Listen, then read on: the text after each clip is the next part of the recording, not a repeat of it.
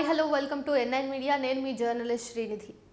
నరేంద్ర మోదీ ప్రభుత్వాన్ని విమర్శించే శాస్త్రవేత్తలకు ప్రతిష్టాత్మక అవార్డులు ఇవ్వరా? తగిన అర్హతలు అనుభవం ఉన్నప్పటికీ కూడా వారి విషయంలో వివక్ష చూపిస్తారా? ఇటీవల జరిగిన ఉదంతాన్ని బట్టి చూస్తే ఈ ప్రశ్నలకు అవుననే సమాధానమే వస్తుంది. ప్రభుత్వం ఏర్పాటు చేసిన కమిటీ సిఫార్సు చేసినప్పటికీ ఇద్దరు శాస్త్రవేత్తలను అవార్డు గ్రహీతల జాబితా నుండి తొలగించారని చెప్పేసి విశ్వసనీయంగా తెలుస్తోంది మనకు. వారు చేసిన నేరం ఏంటనేది చూస్తే ప్రభుత్వ విధానాలను ఎండగట్టడమే అని తెలుస్తుంది. ఇటీవలే ఏర్పడిన అనుసంధాన్ నేషనల్ రీసెర్చ్ ఫౌండేషన్ ఈ నెల 11న తొలి సమావేశాన్ని నిర్వహించింది. దానికి ప్రధానమంత్రి మోదీ అధ్యక్షత వహించారు. దేశంలోని విశ్వవిద్యాలయాలు, కళాశాలలు, పరిశోధనా సంస్థలు, R&D లేబొరేటరీల ద్వారా పరిశోధనలు, ఆవిష్కరణల సంస్కృతిని పెంపొందించడం, ఆ తర్వాత పరిశోధన అభివృద్ధి అంటే R&Dని ముందుకు తీసుకుపోవటమే ఈ ఫౌండేషన్ యొక్క ముఖ్య ఉద్దేశం. దేశంలో సైన్స్ అభివృద్ధికి రాబోయే 5 సంవత్సరాలలో 50,000 కోట్ల రూపాయలు ఖర్చు చేస్తామని చెప్పేసి ప్రభుత్వం అయితే చెబుతుంది. కానీ ప్రభుత్వం మాటలకు చేతలకు మధ్య ఏమాత్రం పొంతన లేదు. ఆగస్టు చివరిలో మన దేశానికి చెందిన పలువురు ప్రముఖ శాస్త్రవేత్తలు ప్రభుత్వ శాస్త్ర ముఖ్య సలహాదారు అజయ్ కుమార్ సూద్కు తీవ్ర ఆగ్రహం వ్యక్తం చేస్తూ ఓ లేఖ రాశారు. విజ్ఞాన్ యువశాంతి స్వరూప్ భట్నాగర్ అవార్డు 2024 గ్రహీతల ఎంపిక విషయంలో అనుసరించిన విధానంపై వారు ఆ లేఖలో అనుమానాలు వ్యక్తం చేశారు. శాస్త్ర సాంకేతిక రంగాలకు విశిష్ట సేవలు అందించిన యువ శాస్త్రవేత్తలను ప్రోత్సహించేందుకు ఈ అవార్డులు అందజేస్తున్నారు. అయితే అవార్డుల కోసం ప్రకటించిన తుది జాబితా నుండి 2 పేర్లు గల్లంతయ్యాయని ఆరోపణలు వచ్చాయి. నిపుణుల కమిటీ సిఫార్సులను కూడా బేఖాతరు చేస్తూ తుది జాబితాను రూపొందించారని చెప్పేసి గతంలో SSB అవార్డులు స్వీకరించిన 26 మంది శాస్త్రవేత్తలు తమ లేఖలో ఎత్తి చూపారు. ఒకవేళ అదే నిజమైతే ప్రతిష్టాత్మక అవార్డు లక్ష్యాలతో సమగ్రతతో రాజీపడి సైద్ధాంతిక ఆధిపత్యం సాధించే దిశగా ఆ ప్రయత్నం జరిగిందని చెప్పేసి భావించాల్సి వస్తుందని ఓ శాస్త్రవేత్త ది వైర్ పోర్టల్కు తెలియజేశారు. ఇది తీవ్ర ఆందోళన కలిగించే విషయం అని చెప్పి కూడా ఆయన చెప్పారు.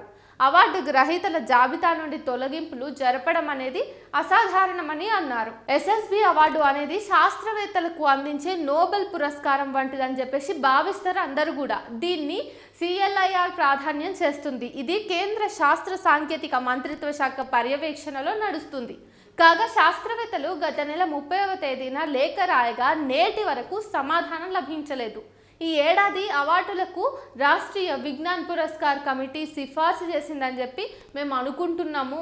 RVCP సిఫార్సులను పూర్తిగా ఆమోదించారా లేక వేరే కమిటీలు అధికారులు దాన్ని సవరించారా అనేది తెలుసుకోవాలని చెప్పేసి అనుకుంటున్నాం మేము అని వారు లేఖలో కోరారు. RVPCకి ప్రభుత్వ శాస్త్ర ముఖ్య సలహాదారు చైర్పర్సన్గా వ్యవహరిస్తారు. ఒకవేళ జాబితాలో సవరణలు జరిగి ఉంటే వాటిని ఎవరు లేదా ఏ సంస్థ చేసిందో చెప్పాలని కూడా శాస్త్రవేత్తలు కోరుకుంటున్నారు. ప్రభుత్వ వెబ్సైట్లో ఆ ప్రస్తావన లేదని వారు గుర్తు చేశారు. RVPC సిఫార్సు లేకుండా ఏ అవార్డు ఇవ్వకూడదని నిబంధనలలో ఉన్నదని గుర్తు చేశారు.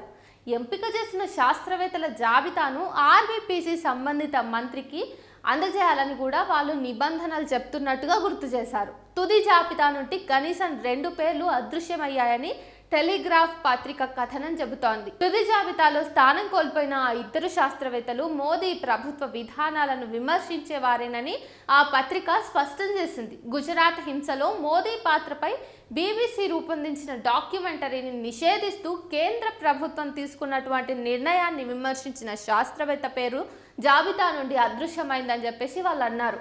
జాబితాలో స్థానం కోల్పోయిన మరో శాస్త్రవేత్త కూడా అనేక సామాజిక అంశాలపై గలం విప్పుతున్నారు. ఈ సంవత్సరపు అవార్డు గ్రహీతల జాబితాను ఆగస్టు 6వ తేదీనే నోటిఫై చేసినప్పటికీ 7వ తేదీ సాయంత్రం కానీ ప్రజలకు అందుబాటులోకి తీసుకురాలేదు.